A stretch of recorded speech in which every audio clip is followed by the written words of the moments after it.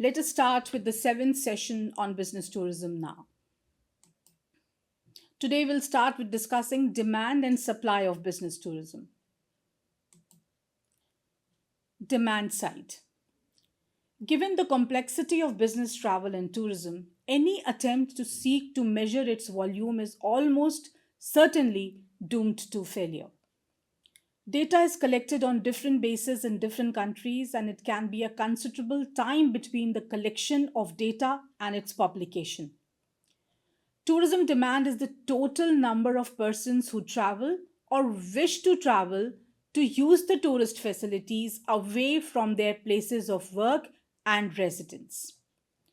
The tourism businesses can figure out the demand of tourism in a particular area by identifying the types of various tourists, their behaviors, and create right offerings for the right mark. Distinction between the customer and the consumer in business tourism. At the same time, the customer and consumer can often be one and the same person or body. For example, the scientific committee of an international association conference will be both customer and consumer. They decide on the conference venue, pay to attend the event, and then attend and consume a range of travel and tourism services in doing so. Now, here is a table in front of you which brings out this distinction. When is the tourist a customer, a business tourist a customer? Employers or sponsoring organizations decisions those employees will travel or give permission for employees to travel. The person who travels does not actually make the decision. It is the company who decides to send a particular employee on a business trip. So the actual customer is the company, while the person, the employee who is traveling to a location, a business location, is a consumer of that service. Employees who actually travel and who make consume business travel and tourism services. Employers or sponsoring organizations who usually pay the bill for the travel undertaken by employees or representatives. The companies are the companies pay for this trip, not the individual employee. Employees or representatives who travel but not usually pay the bills themselves. They are being sponsored by the company. The structure of demand. Business travel and tourism demand has a number of dimensions. Clearly, in its simplest sense, it is the number of people traveling for business purposes in a particular region, country, or worldwide. However, this total demand can be subdivided in a number of ways. Tourism is a dynamic field. It varies on the number of factors related to the tourists, the country of destination, the market from which the tourists emerge, and the market of the destination. The tourism managers and researchers study a lot about tourist motivations and cultures, their changing behavior, and the driving and affecting factors of tourism. They also study the destinations, investigating the amenities and attractions they provide or any prospective ways to attract the tourists. Dimensions of demand in business travel and tourism. The level of demand for particular destinations, that is, which destinations are more popular. The level of demand for particular venues, for example, a convention center or stadium, etc. The level of demand for different types of accommodation. It could be an apartment, a business hotel, or even a homestay. The level of demand for the products and services of particular suppliers and intermediaries. This could be the brand companies in the market, the very well known and reliable ones. The segment of the market on the basis of type of employer, age, sex, race, and nationality. Then, the seasonality of demand. Which parts of the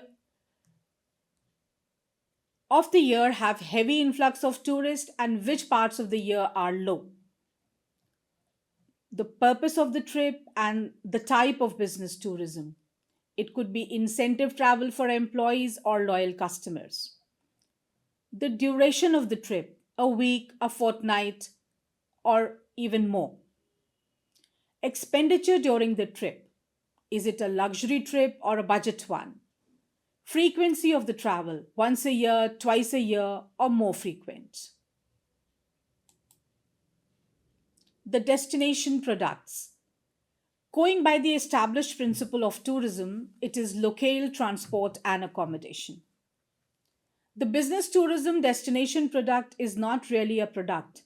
It is more an amalgamation of individual products at the disposal of the business traveler.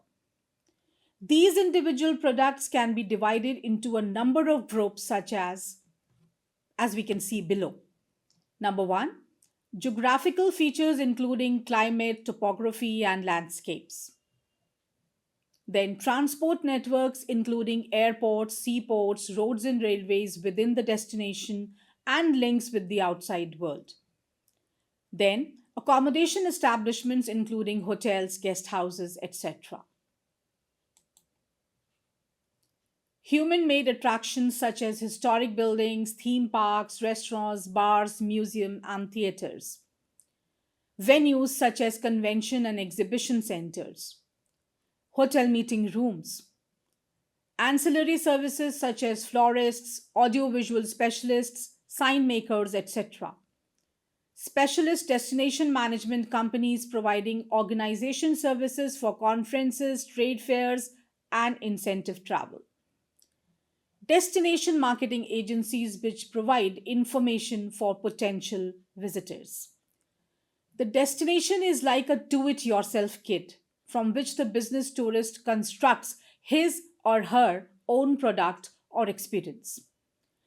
There are clearly a myriad of possible permutations of all these elements, and each business tourism event or individual business traveler will use the destination in a different way. The destination, like all tourism products, is a mixture of tangible and intangible elements. The intangible elements are vital to the success or otherwise of a destination, but they are often highly subjective and are subject to customers' perceptions.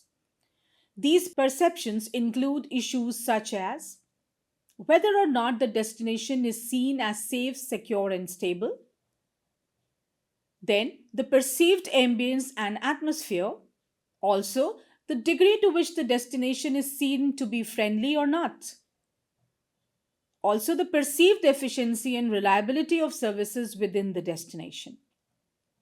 As yet, relatively little research has been conducted concerning business tourist perceptions of destinations. However, we cannot overestimate these perceptions as determinants to decision making in the conference, exhibition, and incentive travel sectors. The last important point to recognize about the business tourism destination product is the high level of interdependence between the various elements. If one element fails, the whole product collapses. For example, an excellent conference venue and a superb range of social program attractions will not produce a successful conference experience for delegates if the coaches booked to take delegates to the attractions fail to appear. So, here we have to understand that the continuous supply of high end services, flawless services, is the major factor. The benefits of business travel and tourism for destinations. Given the expenditure levels of business travelers noted in the previous section, it is not surprising that many destinations are keen to attract all forms of business tourism.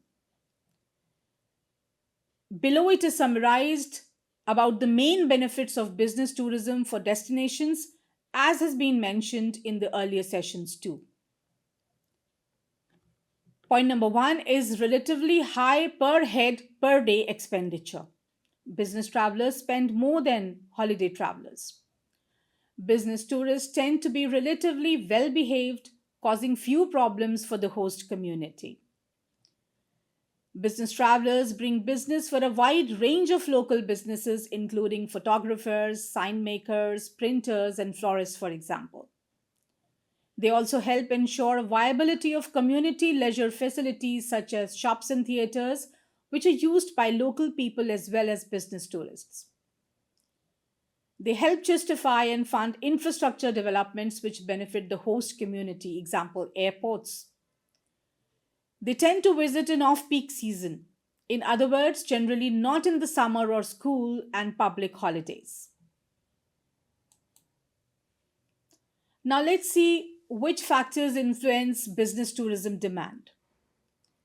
Business travel and tourism demand is influenced by a broad range of factors found in both the generating region and the destination. They are a high level of economic development and a strong economy increases demand and vice versa. High relative exchange rates for the generating region against destination makes travel cheaper and stimulates imports while reducing exports to the destination and vice versa. Political stability is required in both the generating region and the destination for business travel to flourish. A lower cost of living in the destination zone may well increase the attractiveness of the destination for conference for people from the generating region. The stronger these links, the higher the level of business tourism might be expected. Business tourism is likely to be greater between generating regions and destinations which have shared interest in particular industries, products, and services. The more both governments support the policy of trade, the greater the likely level of business travel and tourism between the two.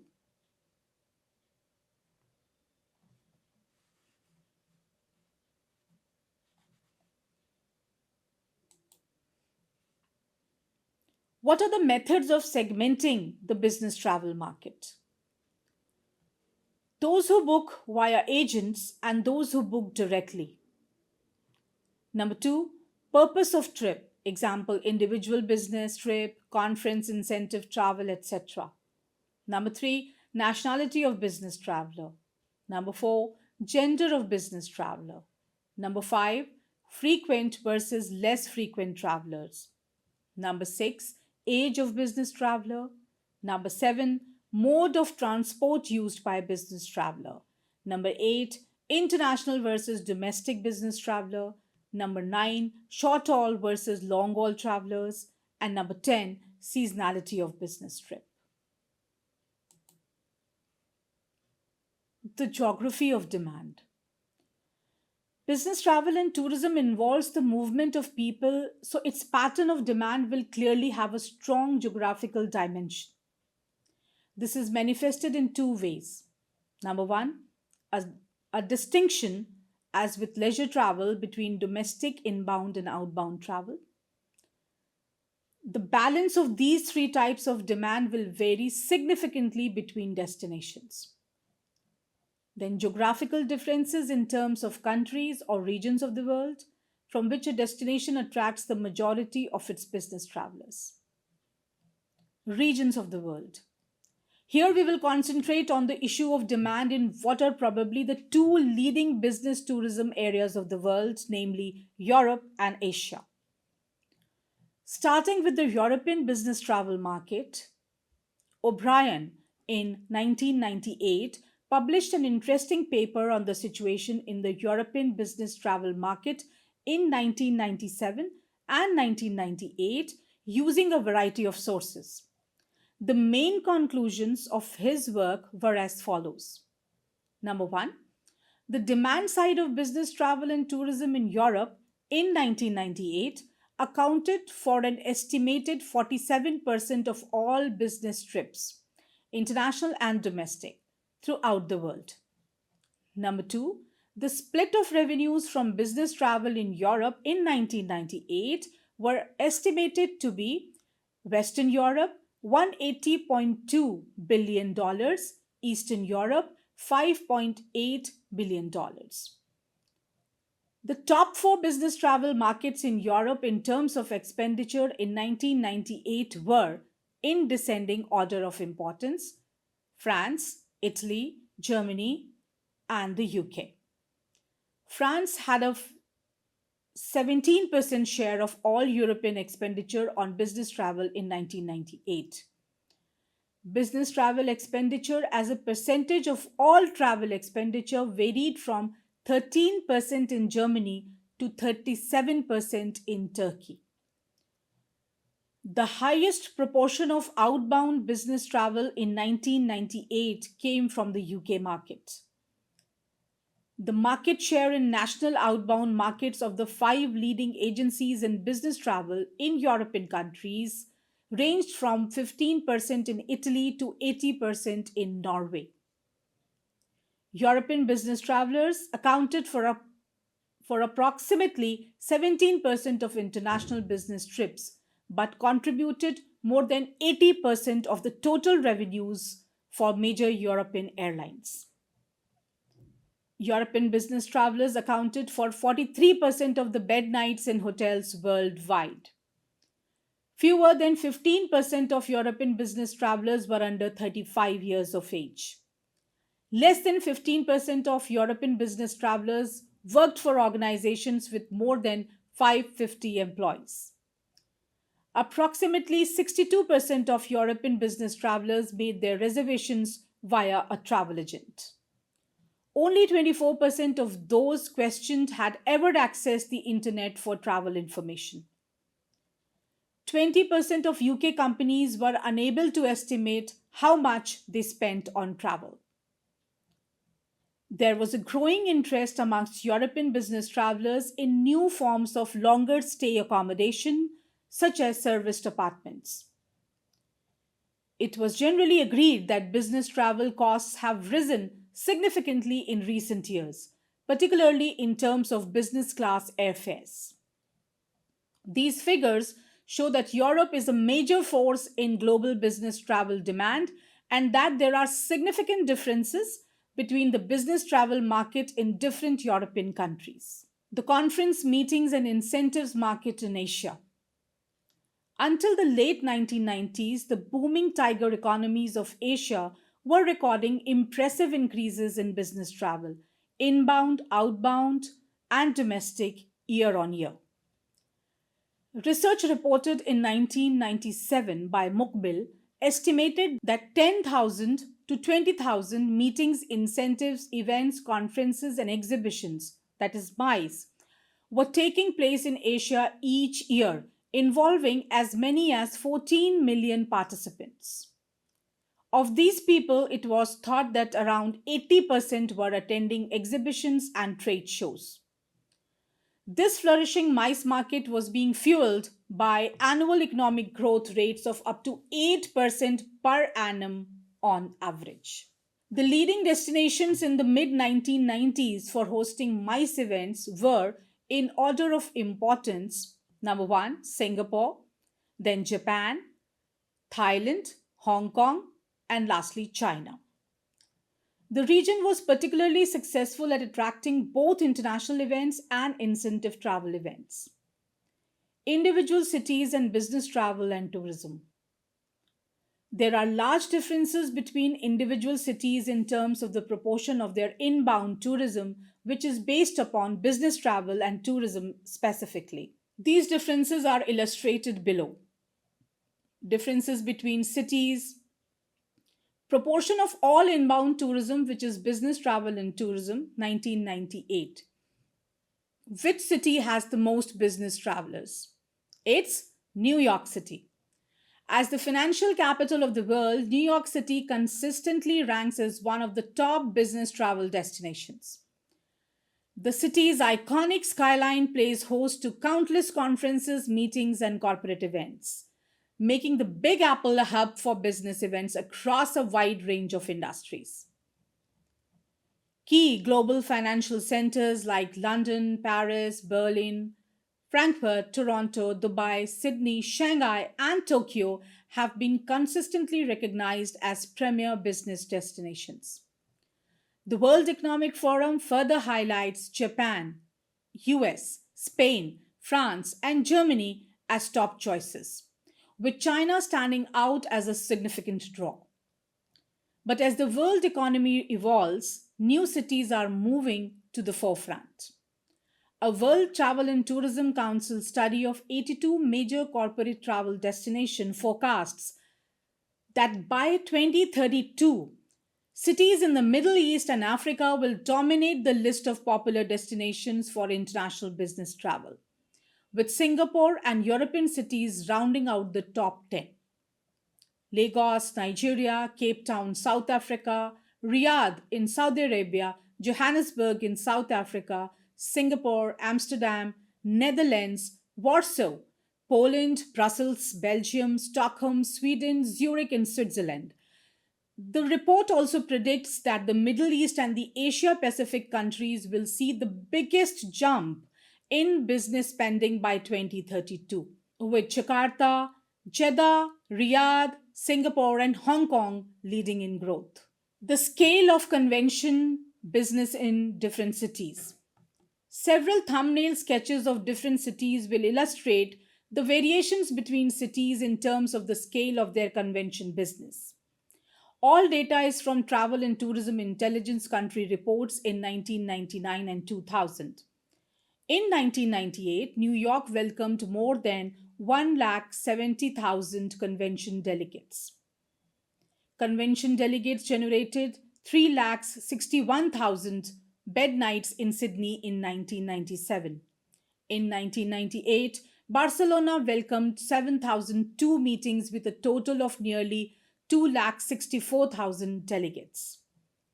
This represents an increase of over 250% since 1990. Toronto welcomed 898,000 delegates to conventions and trade shows in 1997. In summer of 2000, Toronto hosted one convention that alone attracted more than 50,000 delegates. The Acropolis Convention Center in Nice attracted 340,000 visitors in 1999. In 1999, Copenhagen hosted 94 major conventions. In 1998, the Budapest Tour Center was the venue for more than 30 events. The Singapore International Exhibition and Convention Center held a total of 706 events in 1996. Around 2,000 trade fairs and conventions are held each year in Paris, generating an estimated £700 million in 1997. Future projections of demand. As we saw from the example of Asia, forecasting future demand in business travel and tourism is fraught with problems and made very difficult by unforeseen circumstances. Nevertheless, attempts are always being made to forecast the future of demand in this sector.